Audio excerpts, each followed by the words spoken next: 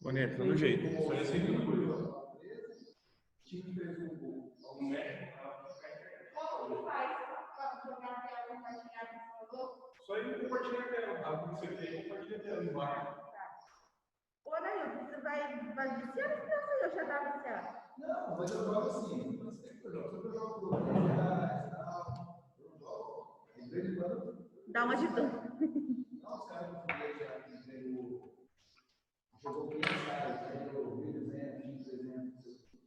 Quando o cara ganha, ele passa 2, 3, 4 semanas sem aparecer com dele. Com certeza ele continua jogando. E os caras têm uma. Eu peguei 50. Esse 50 aqui é produto. Aí desses 50 eu perdi ganhar, eu perdi 50. Semana retrasada eu ganhei um bilhete a 730. Essa semana eu ganhei 140. Então, quer dizer, essa semana eu ganhei 140. Eu joguei 10, eu ganhei 140. Eu posso jogar no mínimo mais 13 jogos. Mas o time, por exemplo, fez um gol aos 90 minutos, ou seja, aos 45 do segundo tempo, e um gol aos 95. Só tá eu e o Pablo, vou dar 10 pro Pablo e nós vamos voltar a dormir. Terceiro. Tá. Alô, Pablo, cabecinha de bagre. Pegaram uma galinha morta ontem, né? É faceiro.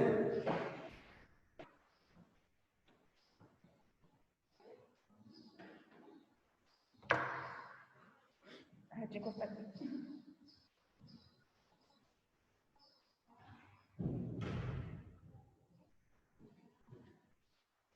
A Anailton me explicando de jogo, entra no ouvido e sai no outro, que eu não entendo nada.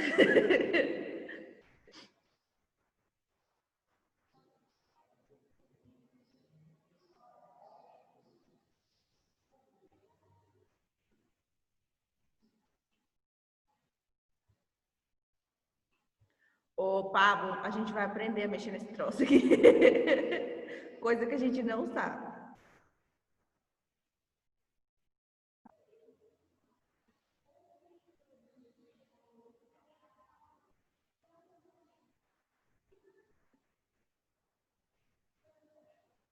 Oi, Flávia.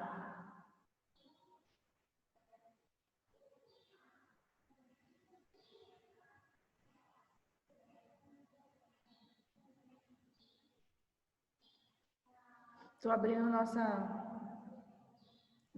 imagem aqui para a gente estudar.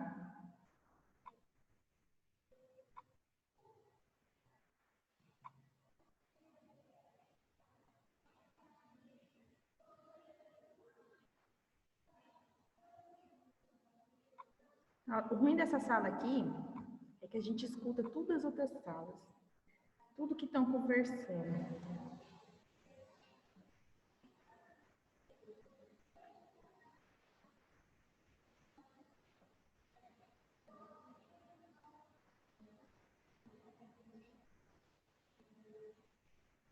Aí tá abrindo, com muita vontade, tá parecendo a gente acordando.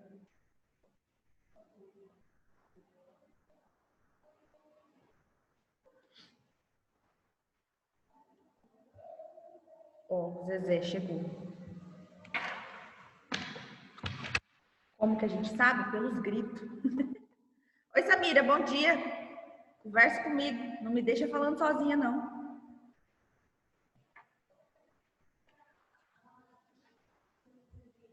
Cadê o povo dessa sala? Todas as aulas são assim?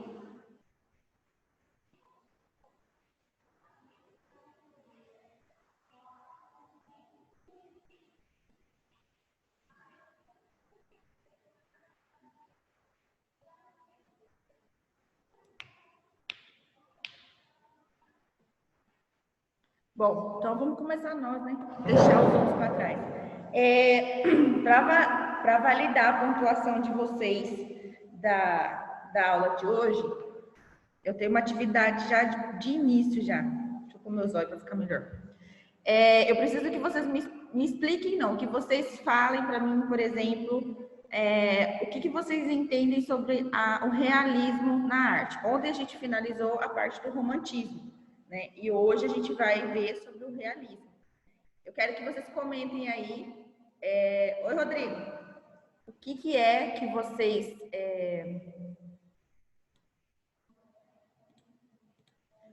O que vocês podem fazer, o que vocês podem me falar sobre o realismo? Bom, a gente está em 3, coisa rápida.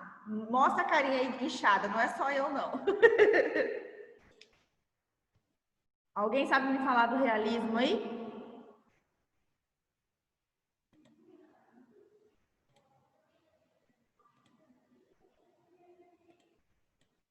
Olha, o Bruno deixou tudo fechado aqui.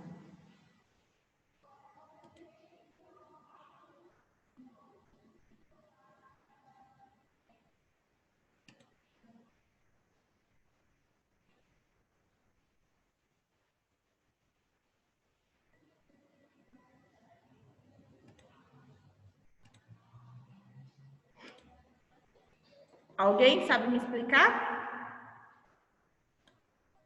Rodrigo, Pablo, Flávia. Cadê a Samira? Entrou e já saiu. Deixa eu colocar na minha lista a presença de vocês, já para eu não esquecer. Depois a Mercedes vem atrás de mim.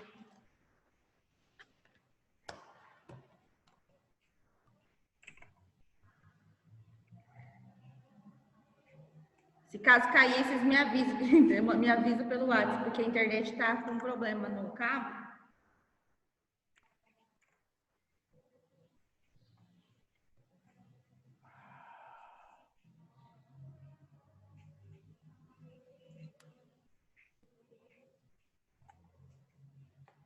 Quem vai ser o primeiro? Chat, porra. Tá bem baixinho. Vai, Pablo, você. O que você me fala sobre o realismo?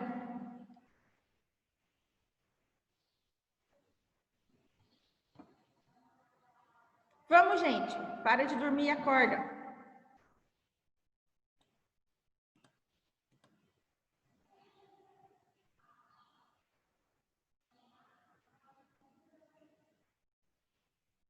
Ninguém? Então tá bom. Eu vou deixar o extra para depois. Bom, independente daquela transição que a gente faz de um período artístico para o outro, né? O realismo ele vem acompanhado de uma revolta, né, do romantismo. Por que a gente fala revolta? Porque lá em meados do século XIX, 1840, 1850, que ainda vinha fazendo o rebate com a Revolução Industrial, deixa eu até colocar aqui, ó. Eles tinham como que eu posso dizer? Eles tinham uma necessidade, né, de fazer com que no romantismo, deixar tudo mais bonito, tudo mais agradável aos olhos, né, pelo motivo que as pessoas não gostavam de ver violência, sofrimento e tudo mais. Então, os artistas deixavam tudo mais bonitinho, mais coloridinho, mais romantizado, para passar uma mensagem, mesmo que fosse de sofrimento, angústia e tudo mais. Em resumo, o romantismo é isso. Por isso, o nome romântico, não que são pessoas apaixonadas. Já o realismo, ele veio para fazer uma contrapartida, vamos dizer assim, né? Por exemplo, ele veio para tirar vamos dizer assim, peraí, tem mais um perdido aqui.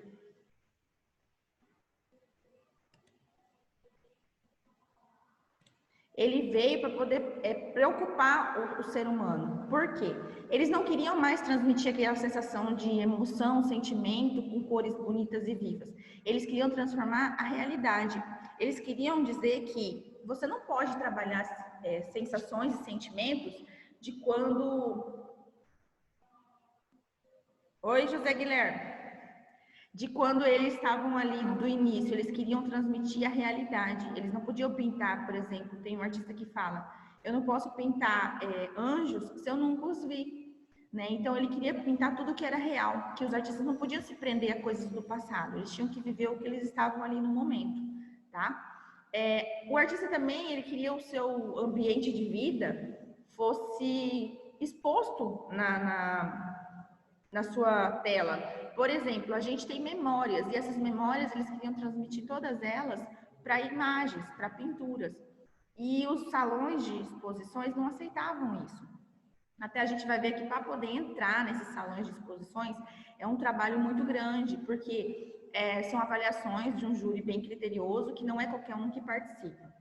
Quando começou essa transformação do romantismo para o realismo, teve um embate de situações, que foi a fotografia, o surgimento da fotografia. Todo mundo sabe que a fotografia, ela tinha já vários pontos no mundo sendo estudados sobre ela. Mas quando ela foi descoberta, o processo químico para poder fazer a revelação. Porque o projeto inicial da fotografia, ele já estava em andamento há muito tempo, desde os tempos antigos. Né? Só agora, que eles, em 1940, ali, que eles conseguiram colocar em prática esse processo. E aí vem um termo bem contraditório entre eles, que era: a fotografia, ela é uma ciência ou ela é uma arte?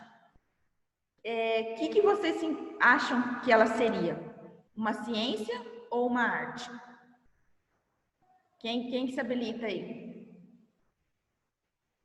Vamos, gente, para vocês participarem, não precisa ficar dormindo, ligar o som e ir dormir. Responde para mim. Uma ciência ou uma arte?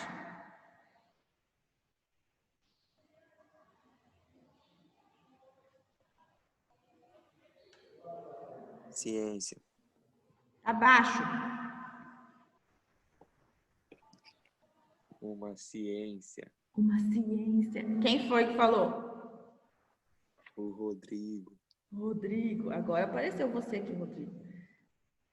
Pois é, Rodrigo. Só que agora a gente tem um ponto de partida. Se ela é uma ciência, por que ela está classificada em uma das melhores belezas representativas da realidade? Então, ela se enquadra nos dois, e isso deu muito pano para a manga. Muitos artistas entraram em guerra entre eles para poder justificar os que achavam que era ciência e os que achavam que era uma arte. E até hoje ninguém consegue explicar. Por quê? Porque ela é uma arte, o seu resultado, o seu processo e o seu resultado. Ela é uma ciência porque ela vem todo um processo químico e histórico em cima disso. Então, tem um embate de ideias aí, tá? O princípio da câmera, a gente sabe que ele é antigo, né, e o mais real possível, porque eles chegaram ao ponto da revelação da primeira fotografia. A gente tem um cronograma histórico da fotografia, do processo de evolução das câmeras fotográficas, que até eu estava olhando ontem à noite em casa, vai ser lançado até novembro uma câmera fotográfica, os 4D que eles falam, por mais que não seja os 4D, mas a qualidade de imagem dela é perfeita. Eu falei que daqui uns dias vão capturar até o pensamento de quem está perto, porque é muito, muito, muito bom. E o preço é bem longe da nossa realidade. E aí a gente tem aqui a primeira fotografia, tá? Tirada, e quem tirou foi José Niofre. Esse senhor, que é o Niepce, ele foi quem deu o resultado final concreto, que chegou e entregou um resultado. Porém, nesse mesmo período, tinha outras pessoas estudando sobre o assunto, tá? E que estavam em outros cantos do mundo. Então, algumas pessoas falam, mas tem fulano que também estava trabalhando com isso. Então, quando a gente for fazer uma pesquisa sobre a fotografia, normalmente vai aparecer outros nomes, que não estão errados. Porém, quem chegou e entregou a experiência total foi ele. E foi por um acidente, tá? Ele estava tentando fazer o processo de revelação da fotografia, usando o Jesus, fugiu o nome do negócio.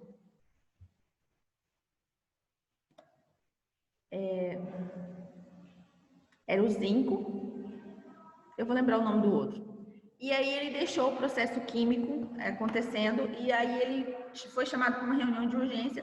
Ele catou essas placas e enfiou dentro do seu cofre lá, junto com os produtos, fechou e saiu. E eu não sei o que aconteceu lá, tombou, o produto químico tombou em cima dessa placa de zinco dele ali e fez a primeira revelação, tá? Então, a gente foi, querendo ou não, um acidente bom, né? Um acidente bem vantajoso aí. Alguns artistas que queriam seus trabalhos expostos nesse período do realismo, tentaram entrar no salão de eventos mais famoso do Louvre e não conseguiu. Daí, né, por uma parte desses princípios, né, vamos dizer assim, deixa eu pular isso aqui, veio algumas fotografias, né, por exemplo, Los Angeles, né, uma das fotos de 1860. Aí nós temos as mudanças que ocorreram em Paris, onde as ruas eram estreitinhas e elas foram alargadas extremamente, virando grandes avenidas, grandes locais para eventos e pontos comerciais. Isso fez com que os artistas parassem de tentar buscar as coisas no passado e falar, pô, eu estou num período onde tudo está evoluindo com a Revolução Industrial, tudo está melhorando, tudo está se organizando e concretizando, e eu estou perdendo isso. Então, o que eles fizeram? Eles começaram a tentar retratar essas realidades com pintura também. Querendo ou não, a fotografia empurrou os artistas para que ele criasse coragem e saísse da zona de conforto, tá? Aqui também nós temos a questão da iluminação, a questão dos esgotos, que mais? Dos distritos comerciais, tá? E aí foi quando esse senhor, né, Baudelaire, que criou esse livro aqui, falando sobre alguns artistas, em 1863, falando sobre o que os artistas deveriam pintar, que daí ele cutucou as pessoas para que eles começassem a trabalhar. Ele instigou a fazer o realismo. E o texto dele dizia que as pessoas tinham que trabalhar com o que eles vivenciavam e não com o que eles imaginavam, né, dentro desse livro. E essa nova Paris, ela fez com que as pessoas percebessem que a Revolução Industrial estava indo muito rápido, estava em um processo acelerado, e que as pessoas, se elas não acompanhassem, elas iam acabar se perdendo nesse mundo aí. Foi aí que esse artista, né, poeta e crítico, fez essa menção, né, ao pintor da vida moderna, que é o nome do livro. Dentro do livro também, ele colocou que as pessoas eram aficionadas por coisas que não existiam mais e que isso fazia com que a mente humana ficasse presa ao passado e não melhorasse, não evoluísse. E essa declaração, ela foi considerada em condições sociais, econômicas, políticas e época. Por quê? A Paris, né, que a gente conhece hoje da TV, é linda, mas a Paris pós-Revolução Industrial, ali nesses anos de 1860, 50, eles tinham as lutas sociais, eles tinham contra o trabalho infantil, a posição da mulher na sociedade, a gente tem algumas fotos aqui, a exploração do trabalho e as diferenças de classe, né? Eles tinham esse pequeno problema, né? As injustiças e desigualdades entre trabalhadores da burguesia. E o capitalismo, que estava cada vez mais dominante, né? E a arte teve como seu potencial, né, ser um meio de denúncia. Então, isso aí a gente não pode esquecer, que a arte ela foi um meio de denúncia dessa situação aí na Paris dos anos de 1940, 50 e 60. E num contexto mais, assim, nítido, né? Sai daí. Num contexto mais nítido, as escolas de artes, elas eram mais, assim, regulamentadas, eram obrigadas a seguir esse regimento. Então, o realismo vai ser uma escola muito artística. E ela veio contra o romantismo para declarar que a realidade era muito mais interessante do que a imaginação, que a realidade tinha comprovação científica e lógica, e já a imaginação não tinha. Tá? E daí ele propõe descartar qualquer tipo de ilusão. Eles não podiam imaginar nada aleatório. Anjos, demônios, céu e inferno, mitologia, tudo isso aí eles abandonam de vez. E é isso aqui que eu quero que vocês anotem, que é uma mudança do belo e ideal, do bonito, idealizado, igual a gente viu no Renascimento, no Barroco, né, um pedaço do romantismo, para o real e objetivo. Eles tinham que falar sobre determinado assunto que existiu e que tinha função. Era isso. Era o enfrentamento do objetivo e da realidade. Tá? As pessoas tinham que entender que tá na merda, não tem problema, mas a gente precisa registrar isso daí e mostrar para o mundo e para a sociedade. E o realismo presente nisso dali veio desde a Renascença. Lá no período do Renascimento, vem trazendo aquela beleza, aquela coisa, transformando, igual a gente viu no início do romantismo, aquela obra Liberdade, onde tem uma mulher sendo a liberdade, né? Eles transformam algo irreal em real, em original. E aí, no realismo, eles não querem isso. Se a mulher está falando da mulher, é uma imagem de mulher. Se está falando imagem, se está falando sobre coisas não palpáveis, então não entra na categoria, não entra nas características.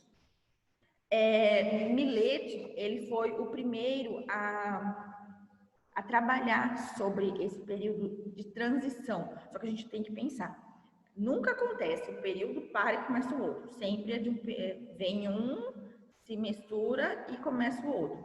Esse rapazinho aí, lindo com essa barbinha dele, ele foi o artista que fez essa transição, que teve coragem e ousadia de fazer essa transição de um período para o outro, tá? O que acontece? Sai daqui. Tá tudo travando nesse computador aqui, só não eu ainda. E aí a gente percebe também que ele teve uma visão solitária. Por que visão solitária? Porque ninguém queria acompanhar ele, ninguém queria fazer as mesmas coisas que ele fazia. E aí tem uma frase que diz assim, no novo realismo, insistir na imitação precisa de percepções visuais e o tema será totalmente diferente. Vai se limitar aos fatos do mundo moderno. Experimentou, registrou. Então ele quis dizer que a partir do momento que se você viveu, você pode registrar. Se você não viveu, não sabe de onde que aquilo veio, se você não pegou, está fora de cogitação. E aí a real aparência quando se trata do assunto. E aí ele tem uma obra, essa aqui, As Respigadeiras, de 1857, né, que são as mendigas do campo. O que é as mendigas? O que é respigadeiras? Hoje já tem isso nas fazendas e sítios, mas é menos, né? É as pessoas que vão depois da colheita juntando os toquinhos de milho que ficaram para trás. Né? Há um tempo atrás, quem mora em sítio, assentamento, essas coisas, faz isso ainda, porque daí o que sobra do milho que não vai para o cerealista, dá para os animais comerem. Tá? Então, esse tema respigadeiras já vem de muito tempo. Só que ele fez esse período de transição entre o romantismo e o realismo. Como que a gente vê o romantismo e o realismo nessas duas fases, nessa obra? Primeiro, são pessoas sofridas, humildes, pobres, que normalmente estão trabalhando ali para poder sustentar a sua família. Um trabalho cansativo pra caramba, porque, gente, imagina você 24 horas do seu dia. Olha, eu tô fazendo buraco uma hora dessa. Pensa você 24 horas do seu dia baixado dessa forma, tá? Catando toquinhos de espiga de milho, enchendo essas bolsinhas que ficam aqui lateral, para poder ganhar um humilde dinheiro no fim da tarde. Não, né? E aí, se estiver muito ruim o barulho, aí vocês me avisam. E aí, ele registra dessa forma. Lá no fundo, a gente vai perceber que tem já outras pessoas que já colheram mais, que já estão mais distantes. E aí as pessoas falam, mas se elas trabalham tão pesado, tão forçado, por que elas estão assim, com uma bolsa pequena, né? Não tem tanto peso? Porque ele quis amenizar essa situação. Olha o romantismo aí. Ele colocou elas solitárias, num ambiente limpo, onde as obras têm suavidade, a cor, o contorno, é tudo mais clarinho, é tudo bonitinho, as cores são sobretons, não fica aquela imagem assim, com preto, cinza, marrom, não. Ele vai fazendo um degradê de cores, fazendo essa mixagem de informação, né? Mas carregam coisas pesadas e duras. E as cores de contorno, elas não vêm com a presença do preto, tá? Elas vêm fazendo tonalidades da própria cor, ou seja, escurecendo um pouquinho mais para poder fazer esse registro aí, tá? Essa obra foi exposta em 1848 e causou uma revolta no salão de eventos. Por quê? Porque as pessoas não gostavam que colocassem para a comunidade enxergar o que estava acontecendo. Você já viu aquele negócio assim? É igual um período de política. Todo mundo é lindo, maravilhoso, simpático, educado, gentil, né? Mas é uma máscara ali em cima do que vem depois. Vamos usar o tema mais explícito aí. Deixa eu só ver. José Guilherme? Tá. José Guilherme tá acordado aí? A Flávia, a Samira? E aí nós temos essa outra obra dele chamada O Ângelus, que foi pintada entre 1857 e 1859.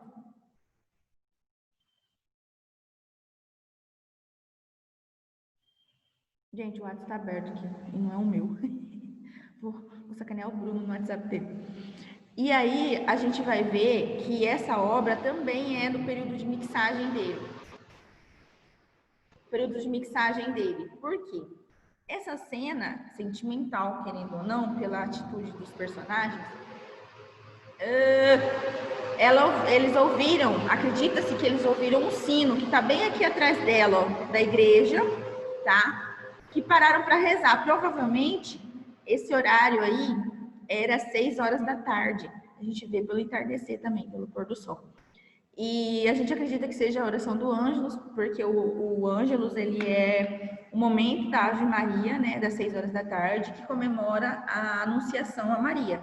Então, por isso chama Ângelus. E aí, depois de muito tempo, em 1865, né, o Millet fez um comentário em uma exposição que denunciou qual era o intuito dessa obra, de onde que ele tirou essa inspiração. Eu até anotei para não esquecer. Ele falou assim: a ideia do Ângelus veio a mim porque me lembrei que minha avó e eu, enquanto trabalhávamos no campo, sempre nos fazia parar de trabalhar para rezar a oração do Ângelus pelos pobres falecidos, minha memória de infância. Então ele registrou uma memória de infância dele, algo real acontecido, para que as outras pessoas conseguissem acompanhar. E aconteceu muito isso durante o realismo. As pessoas registrarem memórias, tá? Não era bem visto pela sociedade das belas artes, viu? Já vou avisando aí.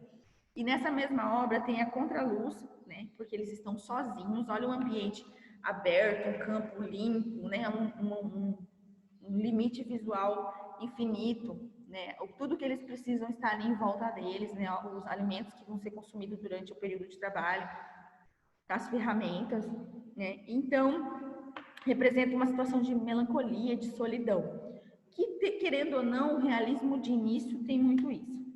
Lembrando ainda que a fotografia vai vir para fazer uma salada de fruta com isso aí. Essa obra, ela tem 55 centímetros e meio por 66,5. Ela é bem pequenininha. E a gente vai descobrir que essa situação delas serem pequenininhas está justificada, tá? E ele dizia assim, ó, fazer com que o terrível vivesse para exprimir o sublime. Lembra que no começo do realismo, do romantismo, a gente viu o sublime, onde tinha que trabalhar a beleza e o terror ao mesmo tempo? Então, aqui ele não queria mais isso. Ele queria fazer com que todos pudessem acompanhar da mesma forma.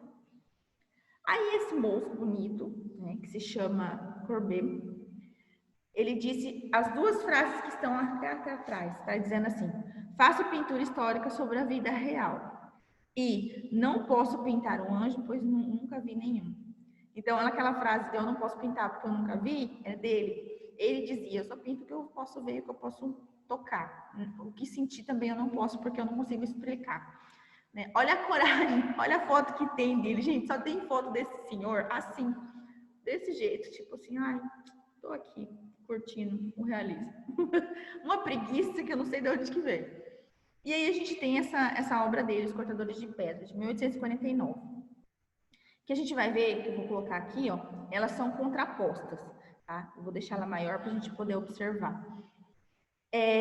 Aqui ele já coloca a pobreza através das roupas, a igualdade entre as tonalidades de roupa e corpo, igualitárias as das pedras.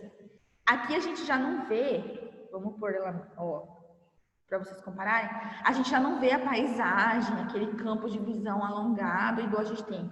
O foco é ali e parece que eles estão aprisionados, as pessoas estão presas dentro dessas informações. E ele não inventou do nada. Ele diz assim, eu não inventei elas. Todos os dias, ao fazer minhas caminhadas, via as pessoas miseráveis desse quadro.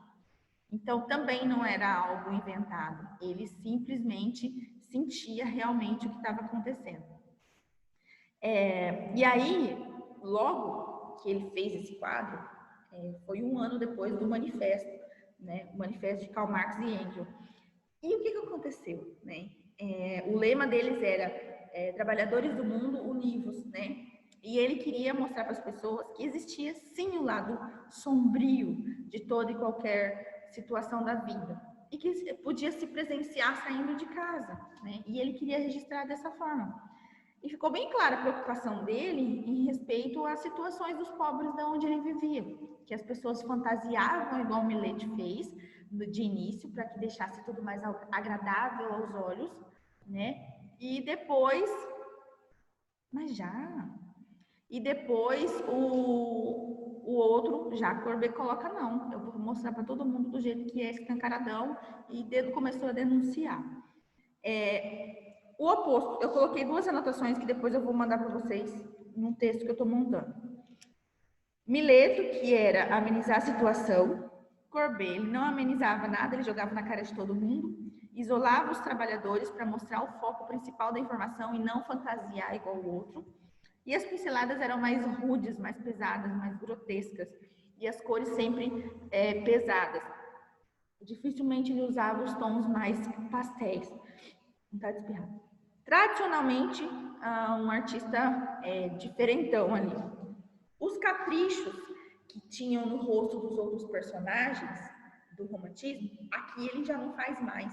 Ele não deixa o perfeito. Por quê? As pessoas têm que ver que eles sofrem, eles estão igualados às pedras aí. Não tinha nada de bonito, tá? E aí depois a gente vai ver que ele era totalmente imparcial, ao ponto de achar que as pessoas tinham que se colocar no lugar delas e não ignorá-las, fazer com que isso não tivesse acontecendo, tá? O que vocês vão fazer? Sobre o salão de eventos, a gente vê, salão de artes, de belas artes, a gente vê depois. O que eu vou explicar para vocês o porquê dos quadros pequenos. Esse Courbet, ele tem esse quadro, aqui a sala de eventos, né? Ele entrou para o salão de belas artes, o Courbet, sem precisar passar pela avaliação dos júris. Os júris, eles tinham que avaliar, essa comissão tinha que avaliar as obras antes delas entrarem no salão de belas artes. Elas tinham que ser bonitas, e elas tinham que ter as seguintes regras. Ó, eu anotei aqui para não esquecer. Deixa eu achar aqui. Aqui, elas tinham que ser instrutivas, moralmente edificantes, refinadas, inspiradas na tradição clássica, reflexiva à cultura nacional e bonita. Se não fosse, não entrava. Courbet, quando começou em 1949, por aí, que deu uma amenizada depois da Revolução de 1948, e deu uma abertura maior para os artistas, ele conseguiu entrar nesse salão ganhando uma medalha com essa obra aí, depois de jantar em Ornans. Ornans era onde ele nasceu. E aí, quando ele conseguiu entrar ganhando uma medalha de ouro, então você não precisa passar pela aprovação dos juízes. Ele entrou nesse salão de belas artes, e todos os anos os artistas tinham que concorrer, viu, gente? Eles não entravam assim e ficavam eternamente. Todo ano eles concorriam com uma tela nova. E aí ele conseguiu entrar nesse salão de belas artes, né? Conseguiu se expor. E aí, como ele estava nesse período de transição, ele fez essa pintura aqui. Essa pintura, ela tem 3 metros e pouco de altura por 6,60 de largura. Então, ela era enorme, enorme, enorme. Lembra que eu falei para vocês que ele tinha uma classificação de tamanhos? Então, aí ele colocou falando que era um momento histórico, essa obra. E as pessoas do salão de evento odiaram ela, acharam ela horrível, ridícula, que não tinha que estar ali. Só que, na verdade, esse evento histórico foi um funeral que aconteceu na cidade dele, do tio-avô dele. E todas essas pessoas que estão aí são conhecidos da cidade, amigos da cidade, familiar. Tem o juiz de paz, tem o vizinho, tem o melhor amigo, tem o tio, tem a avó, todo mundo da família está aí. Tá, mas depois que ele estava exposto lá, quem que ia tirar o coitado de lá, né?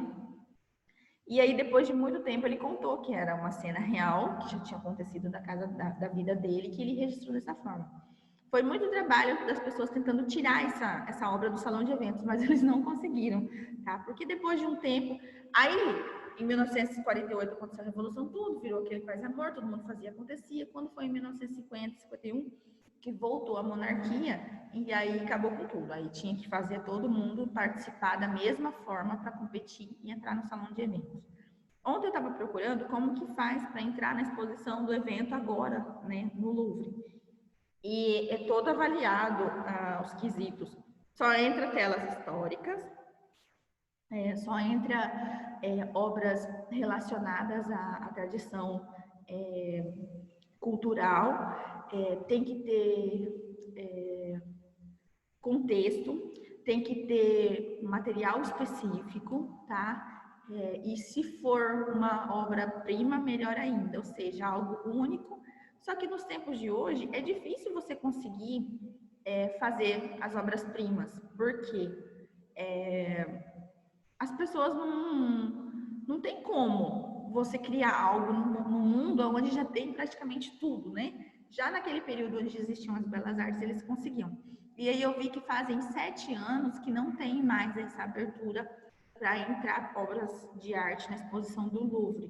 Simplesmente entram obras únicas, obras-primas, tá? Então, os artistas novos que vão tentar a vida aí na arte vai ter que morrer. Você sabe que artista, para ficar famoso, ele tem que morrer. Não tem outra opção, tá? Para aula de quarta-feira que vem, tá? A gente vai estar fazendo o mapa mental, que eu mandei ontem. Não sei se todo mundo já baixou. Vocês já baixaram o link que eu mandei? O link não, o documento que eu mandei para vocês? Tem alguém acordado aí ainda? Ainda não baixei, não. Tá, vocês não esquecem de baixar, tá? Porque às vezes acontece no meu celular apagar o documento. Mas se tá Mas você baixado... mandou quando? Hã? Você mandou quando? Ontem. Ah, tá. Isso aí sim. Achei que você mandar outro hoje. Não, vocês vão fazer naquele lá primeiro. A prova de vocês mensal, gente, vai ser romantismo, realismo e a arte regional que a gente viu aquele dia, tá? Bem simplesinho. Só para não passar batido, tá? Que na verdade seriam 6 temas, mas eu achei muito extenso. Falei para a Mercedes para a gente dividir na prova do É verdade. Pra gente também não exagerar. Beleza? Pode crer.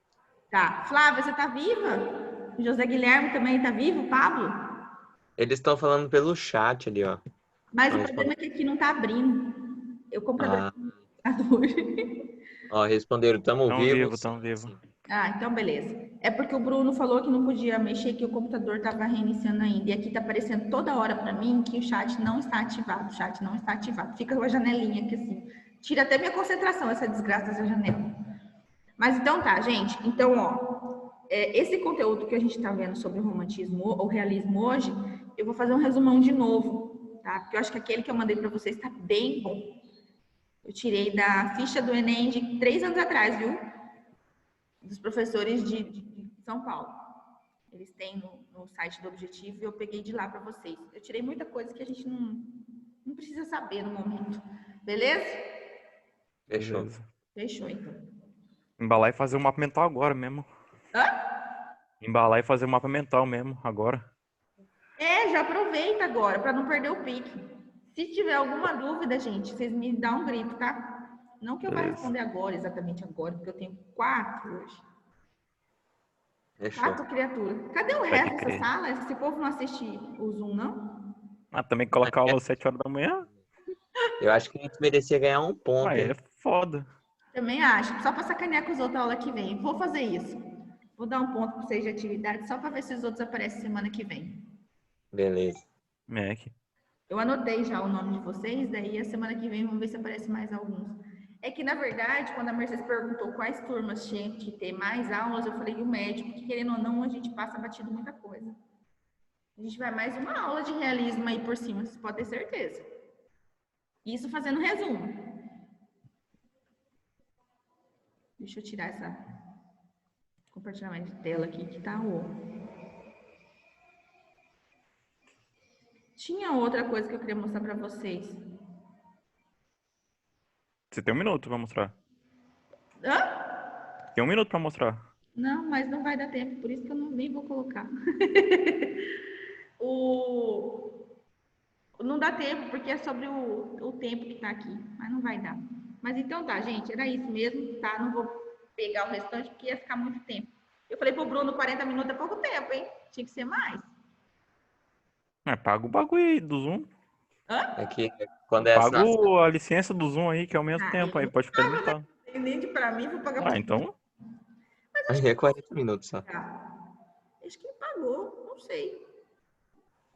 Que dia que foi que ele falou desse Zoom? Acho que no dia da live ele falou. Ô, Rodrigo, eu falei pra Denise me mandar as fotos suas de volta pra me mandar pra você. Tá bom. Das suas caretas.